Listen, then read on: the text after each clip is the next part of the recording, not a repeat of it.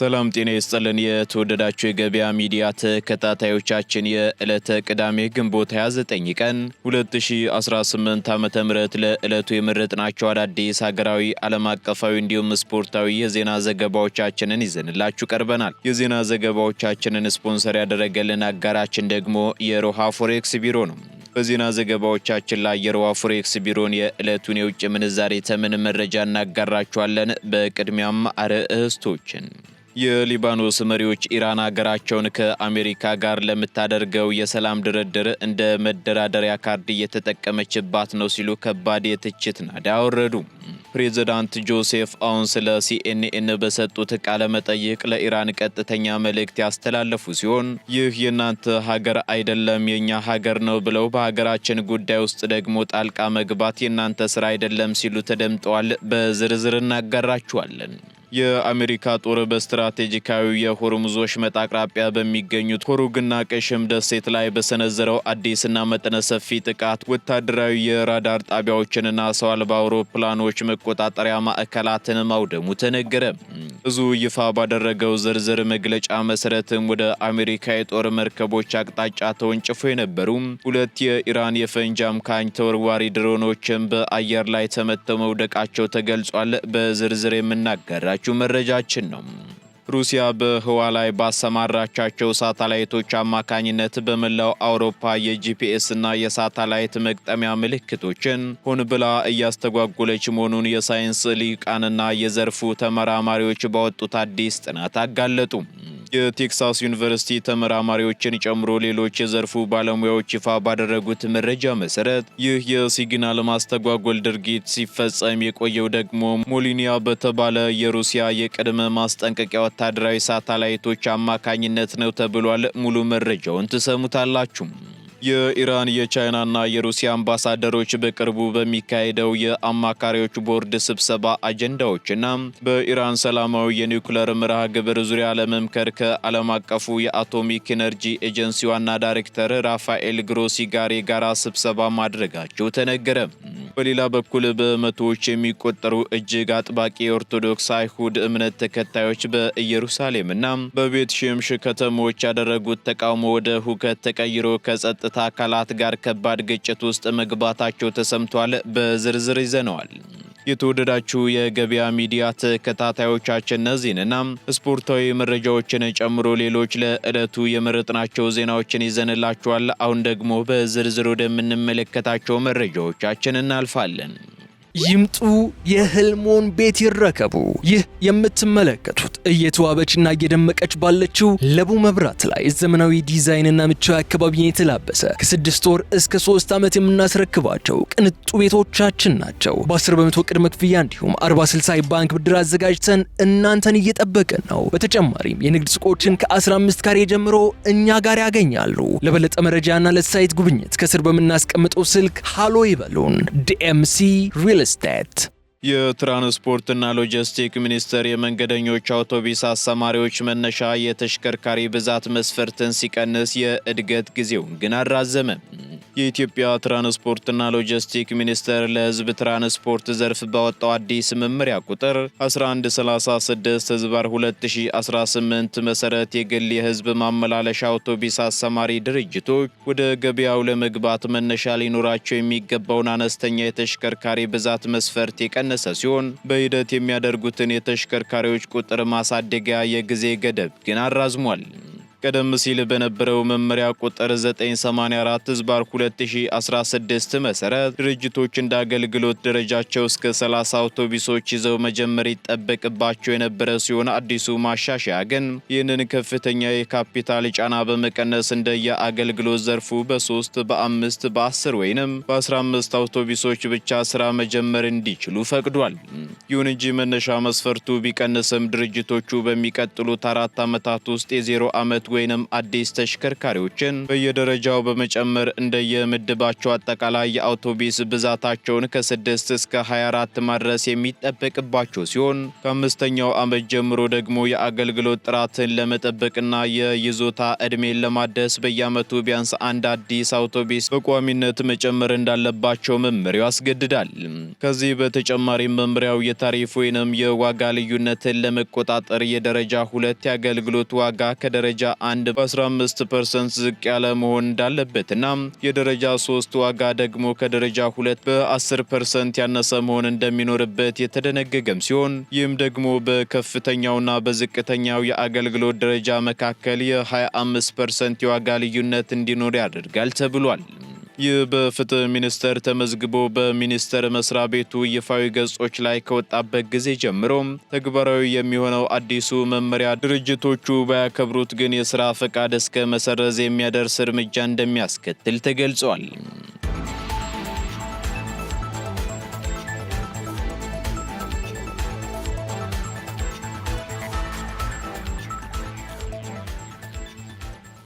ከባህር ማዶ ወደ ያዝናቸው መረጃዎቻችን ስንሸጋገር የሊባኖስ መሪዎች ኢራን ሀገራቸውን ከአሜሪካ ጋር ለምታደርገው የሰላም ድርድር እንደ መደራደሪያ ካርድ እየተጠቀመችባት ነው ሲሉ ከባድ ወቀሳ ሰነዘሩ።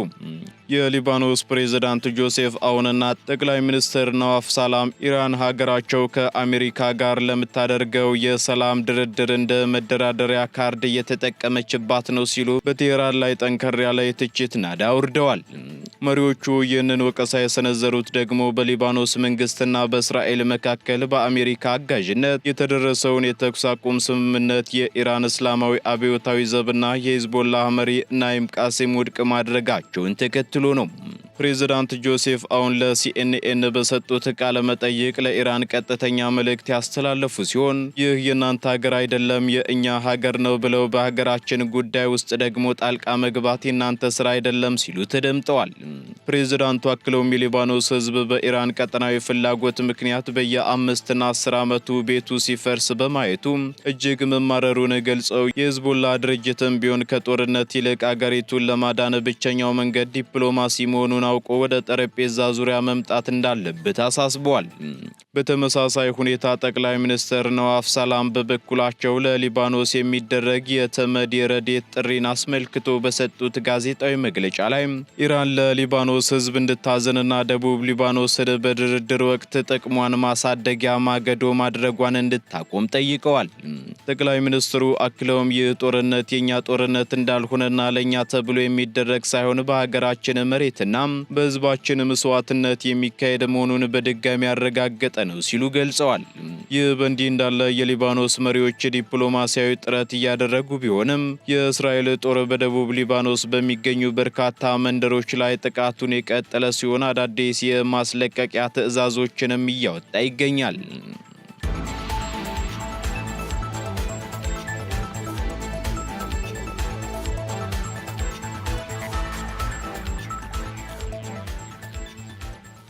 የአሜሪካ ጦር በኢራን የራዳር ጣቢያዎች ላይ ጥቃት መፈጸሙንና ሰው አልባ አውሮፕላኖችን መትቶ መጣሉን አስታወቀ። የዩናይትድ ስቴትስ ማዕከላዊ እዝ ሴንትኮም የአሜሪካ ጦር ጄቶች በኢራን ወታደራዊ የራዳር ጣቢያዎችና ሰው አልባ አውሮፕላኖች መቆጣጠሪያ ማዕከላት ላይ መጠነ ሰፊ አየር ጥቃት መፈጸማቸውን እንዲሁም የተሰነዘሩ የድሮን ጥቃቶችን መትተው ማክሸፋቸውን አስታውቋል።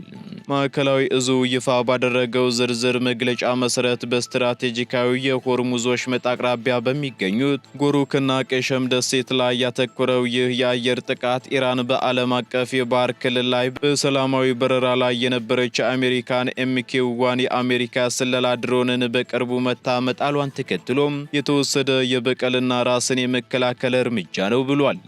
በተጨማሪም የአሜሪካ ጦር አውሮፕላኖች ይኸው ወታደራዊ ስምሪት እንዳይከሽፍ ለማድረግ ሲሉ በጥቃቱ ወቅት አጸፋዊ ምላሽ ለመስጠት የሞከሩ የኢራን የአየር መከላከያ ስርዓቶችን ያወደሙ ሲሆን ወደ አሜሪካ የጦር መርከቦች አቅጣጫ ተወንጭፎ የነበሩ 2 የኢራን የፈንጂ አምካኝ ተወርዋሪ ድሮኖችንም በአየር ላይ ተመተው ጥሏል ተብሏል። ፔንታጎን ይህንን መረጃ ተከትሎ ባወጣው ማብራሪያ የአሜሪካ ጦር በክልሉ የሚገኘውን ዓለም አቀፍ የንግድ መርከቦች መተላለፊያ መስመር ደህንነቱን ለማስከበርና የራሱን ይዞታዎች ከኢራን እንዲሁም ከሌሎች ኃይሎች ቀጣይነት ካለው ትንኮሳ ለመጠበቅ ማንኛውንም አይነት አስፈላጊ እርምጃ ከመውሰድ ወደ ኋላ እንደማይል አስገንዝቧል።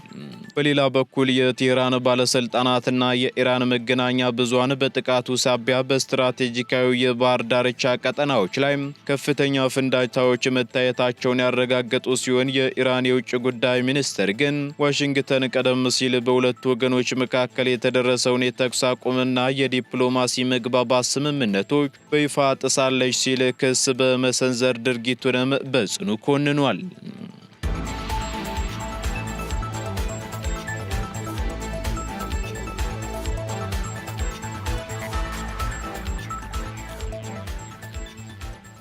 የሩሲያ ሳተላይቶች በአውሮፓ ላይ የጂፒኤስ ምልክቶችን እያስተጓጎሉ መሆኑ ተገለጸ። የሳይንስ ሊቃውንትና የዘርፉ ተመራማሪዎች ባወጡት አዲስ ጥናት ሩሲያ በህዋ ላይ ባሰማራቻቸው ሳተላይቶች አማካኝነት በመላው አውሮፓ የጂፒኤስ እና የሳተላይት መጋጠሚያ ምልክቶችን ሆን ብላ እያስተጓጎለች መሆኑን አስታውቀዋል። የቴክሳስ ዩኒቨርሲቲ ተመራማሪዎችን ጨምሮ ሌሎች የዘርፉ ባለሙያዎች ይፋ ባደረጉት መረጃ መሰረት ይህ የሲግናል ማስተጓጎል ድርጊት ሲፈጸም የቆየው ደግሞ ሞልኒያ በተባሉ የሩሲያ የቅድመ ማስጠንቀቂያ ወታደራዊ ሳተላይቶች አማካኝነት ነው ተብሏል። ጥናቱ በጥልቀት እንደሚያሳየው ከሆነ ደግሞ ሩሲያ ይህንን ከህዋ ላይ የሚደረግ የጂፒኤስ ማስተጓጎል ወይንም ጃሚንግ ድርጊት ለአዲስ ሙከራ ሳይሆን ከ2019 ጀምሮ ላለፉት 7 ዓመታት ያህል በሚስጥር ስታከናውነ የቆየችው ተግባር መሆኑ ተገልጿል። ተመራማሪዎቹም ድርጊቱን ሊደርሱበት የቻሉት ደግሞ በአውሮፓ በግሪንላንድና በካናዳ የሚገኙ የሳተላይት ምልክት መከታተያ ጣቢያዎች ላይ በተደጋጋሚ ከፍተኛ የማዕበል መቋረጥና የሲግናል መዳከም ማሳየታቸውን ተከትሎ ባደረጉ ክትትል ነው ተብሏል። በዚህም መረጃዎችን በዝርዝር ሲመረምሩም የምልክት መቋረጡ በትክክል የሚከሰተው እነዚህ የሩሲያ ሳተላይቶች በአውሮፓ ሰማይ ላይ በሚፈጽሙት ወቅት መሆኑን አረጋግጠዋል። ይህ ድርጊት ሩሲያ የራሷን የጦር መሳሪያዎች አቅም ለመፈተሽ ወይንም የምዕራባውያንን የቴክኖሎጂ ደህንነት ለመፈታተን ሆን ብላ የምታደርገው የኤሌክትሮኒክስ ውጊያ ሙከራ ሊሆን እንደሚችልም ተገልጿል። ከዚህም በተጨማሪ የቻይናን ቤይዱ የተሰኘ የሳተላይት ስርዓትን በተመሳሳይ ሁኔታ ስታስተጓጉል እንደነበረ በጥናቱ ተመላክቷል። በአሁኑ ወቅትም በአውሮፓ አካባቢ በተለይም በባልቲክ ባህርና በሩሲያ ድንበር አቅራቢያ ከምድር ላይ በሚተከሉ አንቴናዎችና ከህዋ በሚላኩ ሞገዶች የሚደረገው የጂፒኤስ ማስተጓጎል እንዲሁም የሐሰት መጋጠሚያ መላክ ለሲቪል አውሮፕላኖችና ለመርከቦች ጉዞ ከፍተኛ የደህንነት ስጋት እየደቀነ መጥቷል ተብሏል።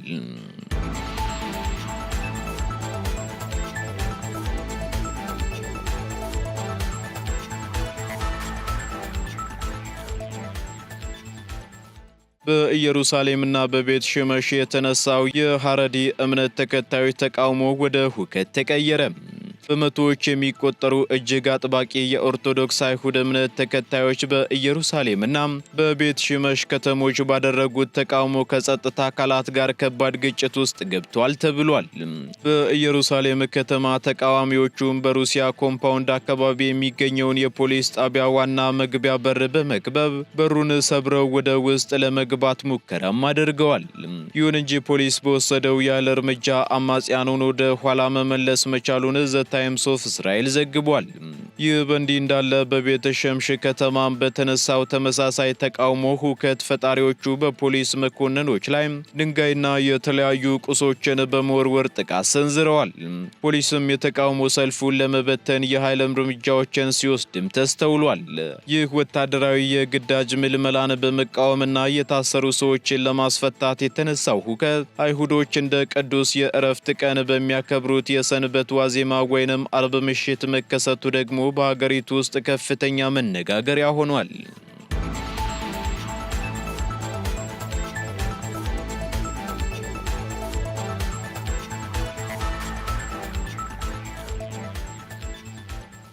ወደ መጨረሻው ዝርዝር መረጃችን ስንሸጋገር የኢራን የቻይናና የሩሲያ አምባሳደሮች ከዓለም አቀፉ የአቶሚክ ኢነርጂ ኤጀንሲ ዋና ዳይሬክተር ራፋኤል ግሮሲ ጋር በቪየና የጋራ ስብሰባ አደረጉም።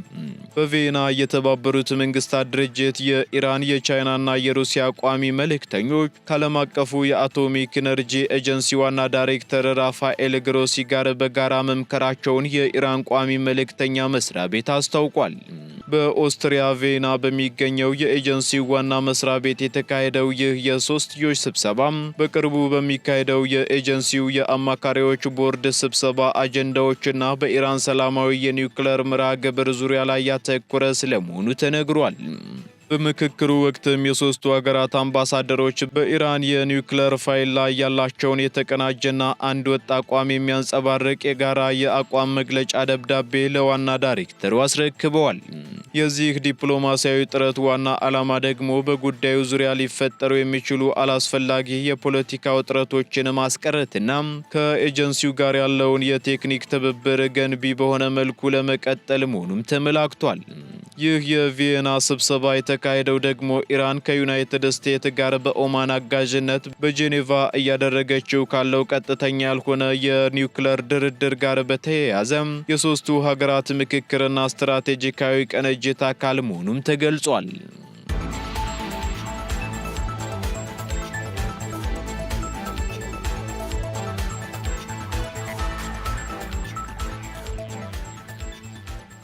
ቀጥለናል። ውድ ተከታታዮቻችን ወደ ስፖርታዊ መረጃዎቻችን ስንሸጋገር 19ኛው የኢትዮጵያ ግማሽ ማራቶን ውድድር በነገው ዕለት ይካሄዳል የተባለ ሲሆን ዋሊያዎቹ ደግሞ የወዳጅነት ጨዋታቸውን በዛሬው ዕለት ያደርጋሉ። ከውጪ የላሊጋው የዓመቱ ምርጥና የእንግሊዝ እጩ ተጫዋች ይፋ ሲደረግ ፊፋ በዓለም ዋንጫው የሚደረጉ አዳዲስ ነገሮችን ስለማከሉም ይፋ አድርጓል። እንዲሁም በዓለም ዋንጫ የሚካፈለው የኢራን ብሔራዊ ቡድን ተጫዋቾች የአሜሪካ ቪዛ ማግኘታቸውን ጨምሮ ሌሎች ወቅታዊ ስፖርታዊ መረጃዎችን መኮንን አልሞ አዘጋጅቷቸዋል። ተከታትለን እንመለስ። አመሰግናለሁ መላኩ። እንደምን ዋላችሁ ውድ የገበያ ሚዲያ ቤተሰቦቻችን፣ እነሆ የሰዓቱን ስፖርታዊ ዜናዎች ወደ እናንተ አደርሳለሁ። 19ኛው የኢትዮጵያ ግማሽ ማራቶን ውድድር ነገ እሁድ በአዲስ አበባ እንደሚካሄድ የኢትዮጵያ አትሌቲክስ ፌዴሬሽን አሳውቋል። የኢትዮጵያ አትሌቲክስ ፌዴሬሽን በሰጠው አዲስ መግለጫ ውድድሩ መነሻና መድረሻውን መስቀል አደባባይ አድርጎ እንደሚካሄድ ይፋ አድርጓል። በውድድሩ በወንዶች 455 በሴቶች ደግሞ 183 በድምሩ 638 አትሌቶች እንደሚሳተፉም ተጠቁሟል። የኢትዮጵያ አትሌቲክስ ፌዴሬሽን ፕሬዝዳንት ኮማንደር አትሌት ስለሺ ስህን በሰጡት ቃል የውድድሩ ዓላማ ተተኪ አትሌቶችን ማፍራት ነው ብለዋል። በተጨማሪም በስዊድን ለሚካሄደው የግማሽ ማራቶን ውድድር ኢትዮጵያን የሚወክሉ አትሌቶችን ለመምረጥ ይረዳል ሲሉ ተናግረዋል። በኢትዮጵያ በሚካሄዱ ውድድሮች ላይ ተመዝግበው ስለሚቀሩ አትሌቶች የተጠየቁት ስለሺ ስህን የተመዘገባቸው አትሌቶች እንድትገኙ ሲሉ አደራ ብለዋል። በሌላ በኩል ክለቦች የማይወዳደር አትሌት ከማስመዝገብ መቆጠብ አለባቸው ሲሉ አሳስበዋል። በውድድሩ ከአንደኛ እስከ 6ኛ ያለውን ደረጃ ይዘው የሚያጠናቅቁ አትሌቶች የገንዘብ የሜዳሊያና የዋንጫ ሽልማት ይበረከትላቸዋል ተብሏል። ዋሊያዎቹ የወዳጅነት ጨዋታቸውን ዛሬ ያደርጋሉ። ከማላዊ ጋር የአቋም መፈተሻ ጨዋታ ያለበት የኢትዮጵያ ብሔራዊ ቡድን የመጨረሻ ልምምዱን ትላንት ምሽት ሰርቷል። በድሬዳዋ የሚገኙት ዋሊያዎቹ ትላንት ከቀኑ 10 ሰዓት ከ30 ጀምሮ የሰሩ ሲሆን በልምምድ ወቅትም ሁሉም የብሔራዊ ቡድኑ ተጫዋቾች በመልካም ጤንነት እንደሚገኙ ታውቋል። በሌላ በኩል ከዋሊያዎቹ ጋር የወዳጅነት ጨዋታ የሚያደርገው የማላዊ ብሔራዊ ቡድንም ድሬዳዋ በሰላም የደረሰ ሲሆን ቡድኑ ትላንት ከ12 ሰዓት ጀምሮ ልምምድ ሰርቷል። የኢትዮጵያና ማላዊ የመጀመሪያ የወዳጅነት ጨዋታ ዛሬ ምሽት 12 ሰዓት ላይ በድሬዳዋ ስቴዲየም ይደረጋል። ሁለቱ ብሔራዊ ቡድኖች የመጀመሪያ የወዳጅነት ጨዋታቸውን ዛሬ ምሽት 12 ሰዓት ላይ የሚያደርጉ ሲሆን ሰኔ 2 ደግሞ ሁለተኛ የወዳጅነት ጨዋታቸውን በዛው በድሬዳዋ ስቴዲየም ያደርጋሉ። የኢትዮጵያ ብሔራዊ ቡድን አሰልጣኝ ዮሐንስ ሳህሌ ከዛሬው የማላዊ ጨዋታ በፊት አስተያየታቸውን ሰጥተዋል። አሰልጣኝ ዮሐንስ ሳህሌ በንግግራቸው ወቅት ብሔራዊ ቡድኑ ለጨዋታው ጥሩ ዝግጅት ማድረጉን ገልጸዋል። አሰልጣኝ ዮሐንስ ሳህሌ የብሔራዊ ቡድኑ ልምምድ በመጨረሻዎቹ ቀናት ዝግ መሆኑን አስመልክቶ በሰጡት አስተያየት እኔ ሚዲያዎችን አልከለከልኩም ብለዋል። እኔ ይህንን ማድረግ አልችልም፣ የኔ ኃላፊነት አይደለም የተባለው ሐሰት ነው ሲሉም ገልጸዋል። የኢትዮጵያ እግር ኳስ ፌዴሬሽን ይህንን የማድረግ መብት እንዳለው የገለጹት ዮሐንስ ሳህሌ ውሳኔው ዘግይቷልም ነው ያሉት። ምክንያቱም የፊፋና የካፍ ሕግ ልምምድ ክፍት እንዲሆን እንኳን የሚፈቅደው ከጨዋታ አንድ ቀን በፊት ለ15 ደቂቃ ብቻ ነው። ይህንን አንብቦ ማወቅ ያስፈልጋል ሲሉም ጨምሮ ተናግረዋል። ላሚን ያማል የ2025-26 የውድድር ዓመት የስፔን ላሊጋ የዓመቱ ምርጥ ተጫዋች ተብሎ ተመርጧል። የእንግሊዝ የፕሮፌሽናል እግር ኳስ ተጫዋቾች ማህበር PFA የውድድር ዓመቱ ምርጥ ተጫዋች እጩዎችም ይፋ ተደርገዋል። በዚህ መሰረት ሪያን ሸርኪ፣ ብሩኖ ፈርናንዴዝ፣ ኤርሊንግ ሃላንድ፣ ጋብሪኤል ማጋሌሽ፣ ዴቪድ ራያ እና ዲክላን ራይስ በእጩነት መቅረብ ችለዋል። የውድድር ዓመቱ ሻምፒዮን የሆኑት መድፈኞቹ ከ6 እጩዎች መካከል 3ቱ ከራሳቸው የተመረጡ ናቸው። የፕሮፌሽናል እግር ኳስ ተጫዋቾች ማህበር PFA የዓመቱ ምርጥ ወጣት ተጫዋቾች እጩዎችም ይፋ ተደርገዋል። ሪያን ቸርኪ፣ ማክስ ዶማን፣ ጁኒየር ክሩፒ፣ ኮቢ ማይኖ፣ ሪዮ ንጎሞሃና ኒኮ ኦሬሊ ተመርጠዋል።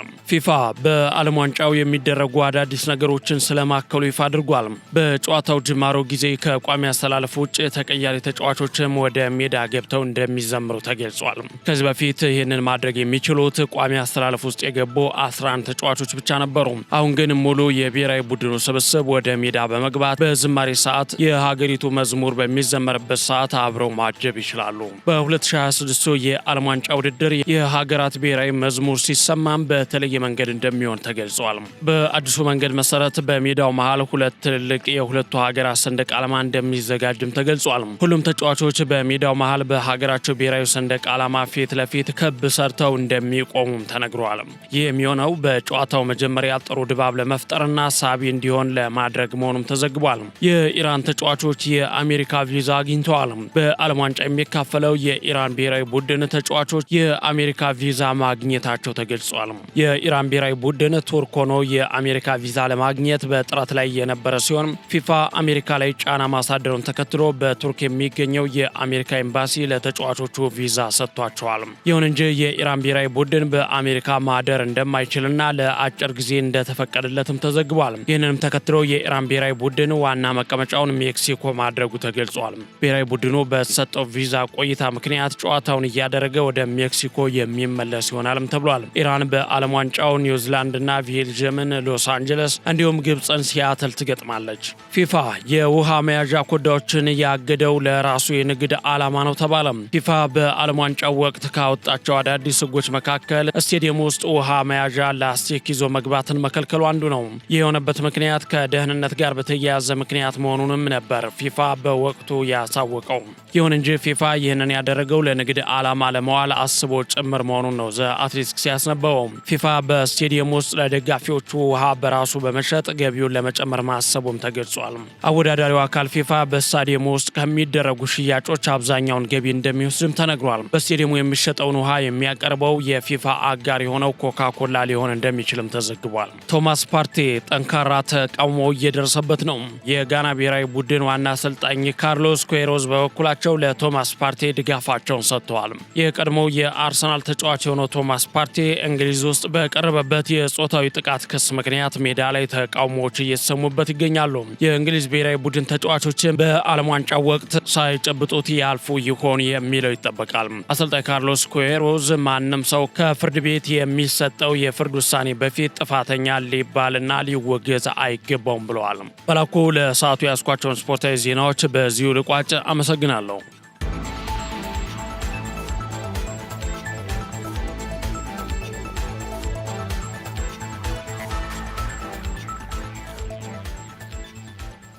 ከስፖርታዊ መረጃዎቻችን ተመልሰናል። የተወደዳችሁ የገበያ ሚዲያ ተከታታዮቻችን፣ በመጨረሻም የሮሃ ፎሬክስ ቢሮን የዕለቱን የውጭ ምንዛሬ ተመን መረጃ እናጋራችኋለን። በዚህም አንድ የአሜሪካ ዶላር 173 ብር ከ29 ሳንቲም የተገዛ 176 ብር ከ75 ሳንቲም የተሸጠ ይገኛል። ፓውንድ ስተርሊንግ 228 ብር ከ81 ሳንቲም የተገዛ 233 ብር ከ38 ሳንቲም የተሸጠ ይገኛል። ዩሮ ደግሞ 198 ብር ከ61 ሳንቲም መግዣው ሲሆን መሸጫው እንዲሁ 202 ብር ከ58 ሳንቲም ሆኗል። ስዊስ ፍራንክ 217 ብር ከ21 ሳንቲም የተገዛ 221 ብር ከ55 ሳንቲም የተሸጠ ይገኛል። የተባበሩት አረብ ኤምሬት ድራም 46 ብር ከ86 ሳንቲም የተገዛ 47 ብር ከ79 ሳንቲም የተሸጠ ይገኛል። የሳውዲ ሪያል 45 ብር ከ70 ሳንቲም መግዣው መግዣው ሲሆን መሸጫው ደግሞ 46 ብር ከ61 ሳንቲም ሆኗል። የቻይናው ዩዋን 24 ብር ከ85 ሳንቲም የተገዛ 25 ብር ከ34 ሳንቲም የተሸጠ ይገኛል። የካናዳ ዶላር 122 ብር ከ13 ሳንቲም የተገዛ 124 ብር ከ57 ሳንቲም የተሸጠ መሆኑን የሮሃ ፎሬክስ ቢሮ የዕለቱ የውጭ ምንዛሬ ተመን መረጃ ያመላክታል።